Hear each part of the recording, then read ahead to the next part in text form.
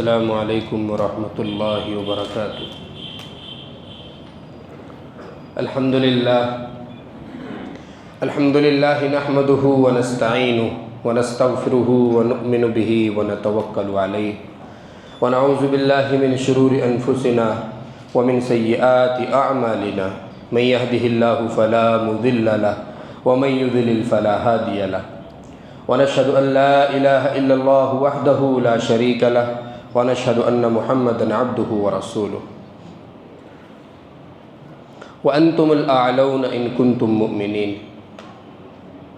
اور تم ہی سربلند رہو گے بشرطے کہ تم مومن کامل ہو۔ تم ہی غالب رہو گے لیکن شرط یہ ہے کہ مومن کامل ہونا چاہیے، ناقص مومن نہیں۔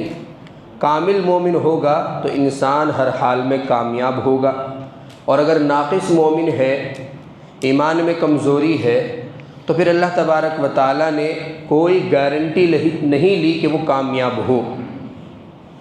اسی طریقے سے یہ جو آیت ہے اللہ تبارک و تعالیٰ نے کلام پاک میں جب یہ نازل فرمائی تو ایک خاص واقعے سے تعلق رکھتی ہے، اور اتفاق سے آج وہی لمحہ ہے، وہی گھڑی ہے، 17واں رمضان مکمل ہوا ہے۔ جنگ بدر کے متعلق یہ آیت ہے، تم ہی کامیاب رہو گے بشرطے کہ تم مومن کامل ہو۔ آپ سب کو معلوم ہے کہ 17 رمضان المبارک کو تقریباً 312 یا 313 یا ایک روایت کے مطابق 315 صحابہ کرام کی جماعت نے یہ ثابت کر دیا تھا کہ اسلام کو اس دنیا میں رہنا ہے۔ اسی لیے اس کو یوم الفرقان کہا گیا ہے، چوتھے پارے میں اس کو یوم الفرقان کہا گیا ہے، یعنی فیصلے کا دن۔ اس دن فیصلہ ہو گیا تھا کہ اسلام باقی رہے گا، یہ کسی کے باپ سے مٹے گا نہیں۔ یہ الگ بات ہے کہ اس کے ماننے والے اپنے ایمان کی کمزوری اور اپنے ایمان کی خستہ حالی کی وجہ سے اوپر نیچے ہوتے رہیں گے، لیکن ایمان جو ایک مرتبہ اللہ تبارک و تعالیٰ نے اسلام جو ایک مرتبہ دنیا میں بھیج دیا، وہ اگر مٹے گا تو دنیا مٹے گی، وہ اگر ختم ہوگا تو دنیا ختم ہوگی۔ اس کے علاوہ کوئی اور چارہ نہیں ہے روئے زمین سے اسلام کو ختم کرنے کا۔ پوری دنیا نے کوششیں کی۔ اسلام میں سب سے پہلی جنگ بدر جو سن 2 ہجری میں ہوئی۔ اب حضور صلی اللہ علیہ وسلم ہجرت کر کے مدینہ چلے گئے۔ اب وہ بھی ان لوگوں کو ہضم نہیں ہو رہا ہے کہ وہاں دھڑلے سے لوگ مسلمان ہو رہے ہیں، اور جو حضور کی مدد کر رہا ہے وہ انصاری کہلا رہا ہے۔ تو ان کو ہضم نہیں ہوئی بات۔ لشکر تیار کیا، حملے کا ارادہ کیا، اور 900 جانباز اپنے لشکر میں انہوں نے شامل کیے، جن کے پاس تقریباً 700 گھوڑے تھے، 200 اونٹ تھے، اور جنگی آلات اور ساز و سامان اتنا کہ ایک آدمی کے ہاتھ میں 2 اوزار تھے۔ اتنا زیادہ ساز و سامان اور تیاری کے ساتھ مسلمانوں کو اور اسلام کو صفائے ہستی سے مٹانے کے لیے نکل پڑے۔ حضور صلی اللہ علیہ وسلم نے صحابہ کرام سے مشورہ کیا، مدینے میں رہ کر جنگ لڑی جائے یا باہر نکلا جائے؟ صحابہ کرام نے مشورہ دیا، یا رسول اللہ باہر نکل کر جنگ کر لی جائے۔ حضور صلی اللہ علیہ وسلم ادھر سے رخصت ہوئے۔ مسلمان اتنے زیادہ تعداد میں بھی نہیں تھے، ایسا نہیں کہ بہت زیادہ تعداد میں تھے تو کچھ ان میں سے جاں بازوں کو لے کر گئے، نہیں، اسلام میں تو جو بھی آتا تھا وہ جاں باز خود ہو جاتا تھا۔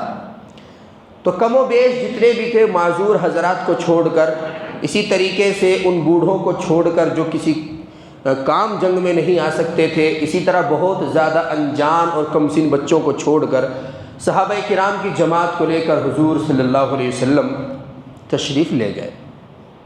ادھر جا کر دیکھا تو کفار مکہ بلند مقام پر خیمہ زن ہو چکے ہیں۔ وہ مقام بدر جس نے دیکھا ہوگا اس کو معلوم ہوگا وہ اس طرح کا ہے، یوں تو بلند مقام پر خیمہ زن ہو چکے ہیں۔ وہاں پانی کی بھی سہولت ہے، اوپر سے تیر اندازی بھی آسانی سے ہوتی ہے، تیر ختم ہو جائیں تو پتھر بھی آسانی سے پھینک کر مارے جا سکتے ہیں، اور پھینکنے کی ہمت نہیں ہے تو پیر سے سرکا دیا جائے تو وہ خود لڑھکتا ہوا آ جائے۔ تو بلند مقام پر خیمہ زن ہو چکے، پانی کی بھی فراوانی، ہر طرح کی سہولت، ہر طرح کا انتظام مہیا۔ اب ادھر مسلمانوں کو جدھر صف بندی کرنی تھی، ایک تو مسلمان بیچارے بے سر و سامان، کل تعداد 313، سواری کے لیے کل 2 گھوڑے، 70 اونٹ، اور تعداد 312 یا 313۔ ایک ایک اونٹ پر کئی آدمی سفر کر رہے ہیں، اور بعض تو پورے سفر میں پیدل ہی چلے ہیں جو طاقتور تھے۔ ادھر جا کر دیکھا وہ تو اچھی جگہ قبضہ کر بیٹھ چکے ہیں، مسلمانوں کے حصے میں جو جگہ آئی وہ ریتلی تھی، ایسی ریتلی کہ ہوا چلتی تھی تو مٹی آنکھوں میں لگتی تھی، اور پھر وہ نیچا گہرائی والا حصہ، اوپر کے لوگوں کو وہاں سے کنٹرول کرنا بہت مشکل ہوتا ہے۔ اوپر سے کوئی چیز آتی ہے تو ایک تو اس چیز کا پریشر، اور پھر اوپر سے نیچے آنے کا پریشر، تو ڈبل طاقت ہو جاتی ہے۔ لیکن اللہ تبارک و تعالیٰ کا احسان یہ ہوا کہ اس وقت آندھی اور طوفان چلا، جس سے اللہ تبارک و تعالیٰ نے اس طوفان کے بعد ہلکی بارش کا چھڑکاؤ کیا۔ بارش کا چھڑکاؤ ہوتا گیا مٹی دب گئی۔ عرب کی مٹی ریتلی ہوتی ہے، جب وہ ایک بار دب جاتی ہے پھر اس کے اوپر کتنی بھی بارش ہو جائے تو کیچڑ نہیں ہوتا۔ اب اس کے بعد بہت خوشگوار تقریباً 20-25 منٹ کے لیے بارش ہوئی۔ اب جہاں پہلے سے پانی بھرا ہوا تھا، ان کافروں کے پاس پہلے سے پانی کا انتظام تھا، تو ان کو سنبھالنے میں دقتیں آنے لگی، باندھ ٹوٹ گئے، پانی بکھر گیا، بہہ گیا۔ اب جس طرح تیر اور تلوار کے وار اوپر سے اسپیڈ سے آتے ہیں تو پانی بھی ان کا اس اسپیڈ سے نیچے کی طرف آ گیا۔ پانی پینے کے لیے نہیں بچا، استعمال کرنے کے لیے نہیں بچا، اور مسلمانوں نے چونکہ نچلا حصہ تھا، گہرا حصہ تھا، وہ منڈیر بنا کے پانی جمع کر لیا۔ ادھر حضور صلی اللہ علیہ وسلم صف بندی فرما رہے ہیں، ادھر کا لشکر 900 اور بڑے ترم خاں، جن کی آنکھوں میں آگ چمک رہی، دشمنی کی لپٹیں مار رہی تھی۔ حضور صلی اللہ علیہ وسلم نے صف بنائی، انہوں نے بھی صف بنائی، تو یا تو پھر تعداد یہ دیکھ لیجئے کہ 50 سے بھی باہر کے وہ تعداد میں تھے، لیکن جب جنگ ہوئی تو کفار مکہ گاجر مولی کی طرح کاٹے گئے۔ ان کا سردار ابو جہل 2 بچوں کے ذریعے سے مارا گیا۔ حضور صلی اللہ علیہ وسلم نے معاذ اور معوذ 2 بچوں کو ضد کی وجہ سے جنگ میں شرکت کی اجازت دی تھی، انہی دونوں بچوں کی وجہ سے اللہ تبارک و تعالیٰ نے اس کو شہید کیا۔ تو یہیں سے علماء کرام کہتے ہیں کہ حضور صلی اللہ علیہ وسلم نے تو جنگ میں بھی بچوں کا خیال رکھا ہے، اور ہم مساجد میں ان کو داخلے کی اجازت تک نہیں دیتے۔ بہرحال وہ ایک الگ مسئلہ ہے۔ ان کے بڑے بڑے تمام لیڈر مارے گئے، ابو جہل مارا گیا، پھر اسی طرح کفار مکہ کا سب سے بڑا لیڈر سمجھا جاتا تھا، وہ اپنے ساتھیوں کو اس طرح تہتیگ ہوتے دیکھ کر گھبرا کر بھاگتا ہے، میدان جنگ چھوڑ کر بھاگتا ہے۔ حضرت عبداللہ ابن مسعود اس کے پیچھے ہو لیتے ہیں، امیہ بن خلف نام ہے، بڑا بہادر سمجھا جاتا تھا۔ ابو جہل کے بعد اس نے کمان سنبھالی، لیکن اپنے ساتھیوں کو اس طرح مرتا ہوا، کٹتا ہوا اور خون میں لت پت لاشوں کو دیکھتا ہوا برداشت نہیں کر پایا۔ یہ پہلا واقعہ تھا ان کی نظروں کے سامنے، ان سے کون مقابلے کا چیلنج کر سکتا تھا، کون تاب لا سکتا تھا، وہ تو بڑے بہادر لوگ تھے۔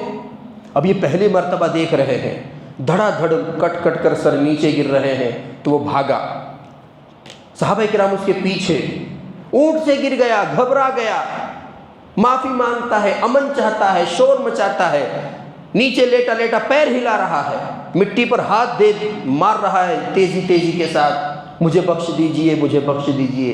لیکن حضرت عبداللہ بن مسعود اس کے سر کو جسم سے جدا کر دیتے ہیں۔ تو تاریخ گواہ ہے کہ اس دن یہ طے ہو چکا تھا، اور اس دن یہ بات ثابت ہو چکی تھی کہ اسلام کو دنیا میں رہنا ہے۔ تو آج 17 رمضان المبارک کی مناسبت سے، چونکہ جنگ بدر اسی دن واقع ہوئی تھی، صحابہ کرام روزے کی حالت میں تھے، بے سر و سامانی کے عالم میں تھے، اس کے باوجود اللہ تبارک و تعالیٰ نے وہ فتح اور وہ نصرت عطا فرمائی کہ آج بھی بطور برکت ان تمام صحابہ کرام کے نام جو جنگ بدر میں شریک تھے، لوگ ان کے ناموں کو لکھ کر اپنے گھروں میں تبرک کے طور پر لٹکاتے ہیں۔ اور اس جنگ میں جو شریک ہوا، اللہ تبارک و تعالیٰ نے صاف کہا کہ جو جنگ بدر میں شریک ہو گیا وہ ہمیشہ ایسے رتبے پر قائم رہا، اس کے بعد میں جنگوں میں شریک ہونے والے ان کے برابر نہیں پہنچ سکے۔ تو حضور صلی اللہ علیہ وسلم کے صحابہ، جانثار صحابہ کم تھے لیکن تعداد میں، مگر مضبوط تھے ایمان میں۔ اسی لیے اللہ تبارک و تعالیٰ نے کہا وَأَنْتُمُ الْأَعْلَوْنَ إِن كُنتُم مُؤْمِنِينَ، تم ہی سربلند رہو گے بشرطے کہ تم مومن کامل ہوں۔ آج وہ معزز تھے، جیسے ایک شاعر نے کہا کہ وہ معزز تھے زمانے میں مسلمان ہو کر، ہم خوار ہوئے تاریک قرآن ہو کر۔ اسلام ان کے لیے اعزاز کی چیز تھی، اور آج اسلام کو مضبوط کرنے کے جو ذرائع ہیں، قرآن ہے، نماز ہے، حج ہے، زکوٰۃ ہے، ہم نے تمام کو بالائے طاق رکھ دیا۔ صحابہ کرام کی تو شان یہ تھی کہ دشت تو دشت ہے، دریا بھی نہ چھوڑے ہم نے، بحر ظلمات میں دوڑا دیے گھوڑے ہم نے۔ یہ تاریخ تھی مسلمانوں کی کہ جس طرف بڑھتے تھے بس بڑھتے چلے جاتے تھے، جس طرف نکلتے تھے پھیلتے چلے جاتے تھے، جدھر دیکھتے تھے ادھر دکھتا ہی چلا جاتا تھا۔ اور آج اب انڈیا میں کوئی قوم پریشان ہے تو مسلمان، ایشیا میں کسی بھی ملک میں کوئی قوم پریشان ہے تو مسلمان، امریکہ اور افریقہ کے کسی بھی ملک میں کوئی قوم پریشان ہے تو مسلمان، عرب ممالک میں کوئی قوم پریشان ہے تو مسلمان۔ تو مسلمان پریشانی اٹھانے کے لیے نہیں آیا، مسلمان تو اسلام کا پرچم ہاتھ میں لے کر اس کو بلند کرنے کے لیے آیا ہے۔ لیکن وَأَنْتُمُ الْأَعْلَوْنَ إِن كُنتُم مُؤْمِنِينَ، بس شرط ایک لگا دی ہے کہ کامیابی تو ملے گی لیکن مومن کامل ہونے کی شرط ہے، اس پر عمل کرنا پڑے گا۔ تو یہ ایک بات جنگ بدر کے تعلق سے۔ دوسرا، آج ہی کی تاریخ میں ام عائشہ صدیقہ رضی اللہ تعالیٰ عنہ کی وفات کا بھی دن ہے۔ 17 رمضان المبارک کو ام عائشہ صدیقہ رضی اللہ تعالیٰ عنہ اس دار فانی کو چھوڑ کر دار بقا کو کوچ کر گئی تھی۔ کیا ہی کہا جائے ان کی فضیلت کے سلسلے میں، حضور صلی اللہ علیہ وسلم کو ان کی فقاہت پر، ان کے دماغ پر اور ان کی ذہانت پر بڑا اعتماد تھا۔ اسی لیے حضرت عمر رضی اللہ تعالیٰ عنہ کے زمانے میں حضرت ابوبکر کی تو بیٹی تھی، لیکن حضرت عمر رضی اللہ تعالیٰ عنہ بھی اپنے زمانے میں اگر کوئی مختلفی مسئلہ ہو جاتا تھا تو عائشہ کے پاس کسی صحابہ کو بھیجتے تھے، کسی صحابیہ کو بھیجتے تھے کہ مسئلہ معلوم کر کے آؤ، جو بھی وہ کنفرم کر دیں بس اسی پر عمل آج سے شروع۔ اتنا زیادہ فقاہت میں حضرت عائشہ کا دماغ، اور خود کہتی ہیں کہ بہت ساری چیزیں ایسی ہیں جو صرف مجھے حاصل ہیں، مجھ سے پہلی بیویوں میں کسی کو بھی حاصل نہیں۔ ایک تو یہ کہ اللہ تبارک و تعالیٰ نے خود آسمان سے میرے نکاح کی حضور صلی اللہ علیہ وسلم کے دل میں بات ڈالی۔ دوسرے یہ کہ سب سے کم عمری میں میرا نکاح ہوا، سب سے کم عمری میں میری رخصتی ہوئی، اور پھر اسی طریقے سے حضور صلی اللہ علیہ وسلم کی سب سے آخری بیوی میں ہوں۔ حضور صلی اللہ علیہ وسلم کو سب سے زیادہ لگاؤ جن سے تھا وہ بھی میں ہوں، اور حضور صلی اللہ علیہ وسلم میری گود میں ہوتے تھے اور وہیں پر وہی نازل ہو جاتی تھی، اور ازواج مطہرات میں کسی کے بھی گھر اس طرح وہی نازل نہیں ہوتی تھی۔ اور وہ خود کہتی ہیں کہ میں نے جبرائیل علیہ السلام کو اپنی آنکھوں سے دیکھا ہے، اور وہ کہتی ہیں کہ حضور اسی طرح دعوت کا بھی مسئلہ ہے، آپ نے کھا لیا، اب اس جگہ سے ہٹ جائیے جہاں کھانا کھایا جاتا ہے، وہاں جا کر بیٹھیے جہاں پر مہمانوں کو بٹھانے کا انتظام کیا گیا ہے۔ تو یہ ہر جگہ اپلائی ہوتا ہے، ہر ایک مجلس میں اور ہر ایک پروگرام میں، ہر ایک جگہ پر جہاں پر بھی اس طرح کی کنڈیشن ہو کہ وہاں پر زیادہ دیر ٹھہرنا ادب کے خلاف ہو تو وہاں پر یہ حکم اپلائی ہوتا ہے۔ وَإِذَا طَعِمْتُمْ فَانْتَشِرُوا، اور جب تم کھا لو تو چلے جاؤ باہر، وَلَا مُسْتَأْنِسِينَ لِحَدِيث، اور باتیں مت کرنے لگو، إِنَّ ذَلِكُمْ كَانَ يُؤْذِي النَّبِيَّ، تمہاری یہ حرکت نبی کو تکلیف دیتی ہے، لیکن وہ بیچارے شرماتے ہیں، تم کو کہہ نہیں سکتے، لیکن وَاللَّهُ لَا يَسْتَحْيِي مِنَ الْحَقِّ، اللہ تعالیٰ حق بات کہنے سے تھوڑا ہی شرمائے گا۔ اور اب حضرت عمر کی رائے کے مطابق آیت آ گئی وَإِذَا سَأَلْتُمُوهُنَّ مَتَاعًا، نبی کے گھروں سے، ازواج مطہرات سے اگر کوئی چیز مانگنی ہو تو بس آج تک جو مانگا مانگ لیا، اب آپ کو ایک کام کرنا ہے، فَاسْأَلُوهُنَّ مِنْ وَرَاءِ حِجَابٍ، پردے کے پیچھے سے مانگنا ہے، ڈائریکٹ سامنے نہیں آنا۔ ٹھیک ہے تمہاری مائیں ہیں، ازواج مطہرات ہیں، پھر بھی سامنے نہیں آنا ڈائریکٹ، ان کا پردہ ان سے واجب کر دیا اور ان کا پردہ ان سے واجب کر دیا۔ ذالکم اطہر لقلوبکم وقلوبہن، اور یہی زیادہ پاکیزگی کا سبب ہے تمہارے لیے بھی، تمہارے قلوب کے لیے اور ازواج مطہرات کے قلوب کے لیے۔ وما کان لکم ان تؤذوا رسول اللہ، اور تمہارے لیے مناسب نہیں ہے کہ تم اللہ کے رسول کو کسی بھی طرح کی تکلیف دو۔ تو یہ جو چھوٹے چھوٹے ادب بظاہر ہمیں دیکھنے میں لگتے ہیں، دراصل یہ ایسے آداب ہیں کہ اگر انسان ان کو اپنی زندگی میں شامل کر لے تو اس کی زندگی سنور جائے۔ اگر ان کو عمل میں لے آئے تو وہ مہذب انسان کہلائے، سنجیدہ انسان کہلائے۔ بہت سے لوگ ہیں فجر میں بھی، اسی طریقے سے مغرب میں بھی، اور اسی طریقے سے خاص طور سے جمعے کے دن بھی سنتیں پڑھتے ہیں اور ادھر پوری لائن سے بیٹھے رہتے ہیں، بعد میں جو آ کر سنتیں پڑھنا چاہتے ہیں وہ بیچارے ادھر ادھر تلاش جگہ کرتے ہیں، کبھی ادھر دیکھتے ہیں کبھی ادھر دیکھتے ہیں۔ جگہ خالی ہے کم از کم 150 آدمیوں کی اندر اور باہر ملا کر، اور وہ اوپر جانے پر مجبور ہو جاتے ہیں۔ اس طرح پھیل پھیل کر بیٹھنا، ایک جگہ والا جو ہے وہ 4 جگہ پر قبضہ کر کے بیٹھنا، یہ مسجد کے بھی ادب کے خلاف ہے اور مجلس کے بھی ادب کے خلاف ہے اور مسلمان کے کرام کے بھی خلاف ہے اور سنجیدگی کے بھی خلاف ہے۔ اللہ تبارک و تعالی مجھے بھی آپ کو بھی عمل کی توفیق عطا فرمائے۔ وآخر دعوانا الحمد للہ رب العالمین۔ الحمد للہ رب العالمین والعاقبۃ للمتقین والصلاة والسلام علی سید الانبیاء والمرسلین سیدنا و مولانا محمد وعلی آلہ و اصحابہ۔ مولا کریم ہمارے تمام صغیرہ کبیرہ گناہوں کو معاف فرما۔ مولا کریم جو پریشان حال ہے ان کی پریشانیوں کو دور فرما۔ مولا کریم یہ جو غدار ہے، مولا کریم ملعون اور مردود اسرائیل ہے، وعدے اور عہد و پیمان کے باوجود پھر سے نہتے مسلمانوں پر حملہ کر کے ان کو موت کے گھاٹ اتار رہا ہے۔ مولا کریم فلسطین کے مسلمانوں کی حفاظت فرما۔ مولا کریم فلسطین کے بچوں کی حفاظت فرما، ان کے عورتوں کی حفاظت، ان کی عزت کی حفاظت فرما، ان کے بوڑھوں کی حفاظت فرما۔ مولا کریم اس ملعون مردود کو مولا کریم اپنے غضب کا مزہ چکھا۔ مولا کریم اس کو ٹھکانے لگا۔ مولا کریم آپ کی مصلحت مولا کریم آپ بہتر جانتے ہیں، لیکن مولا کریم اس دور میں ہم آزمائش کے قابل نہیں ہیں۔ مولا کریم کسی بھی طرح کی آزمائش سے ہماری حفاظت فرما۔ مولا کریم کسی بھی طرح کی آزمائش سے، فتنے سے، فساد سے ہم سب کی حفاظت فرما۔ مولا کریم جہاں جہاں پر ظلم ڈھایا جا رہا ہے مسلمان ہونے کی بنیاد پر، کلمہ گو ہونے کی بنیاد پر، مولا کریم جب ہم آپ کے نام پر مارے ہی جا رہے ہیں تو پھر ہمیں ایسا بندہ بنائیے کہ مرتے دم تک ہم ایمان پر ثابت قدم رہیں۔ ایمان کی وہ چاشنی، وہ حلاوت عطا فرما کہ کسی بھی طرح سے شیطان کے بہکاوے میں نہ آئے۔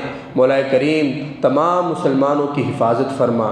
جہاں جہاں مسلمان پریشان ہیں، بدحال ہیں، ابھی جو کل پرسوں کے حملے میں غزہ میں، فلسطین میں ہمارے مسلمان بھائی شہید ہوئے ہیں، عورتیں شہید ہوئے ہیں، مولا کریم بچے شہید ہوئے ہیں، معصوم بچے موت کے گھاٹ اتار دیے گئے ہیں۔ مولا کریم اس عظیم شہادت کو قبول فرما۔ رمضان المبارک کی برکت سے، ان مولا کریم قیمتی لمحات کی برکت سے ان کے حال پر رحم فرما۔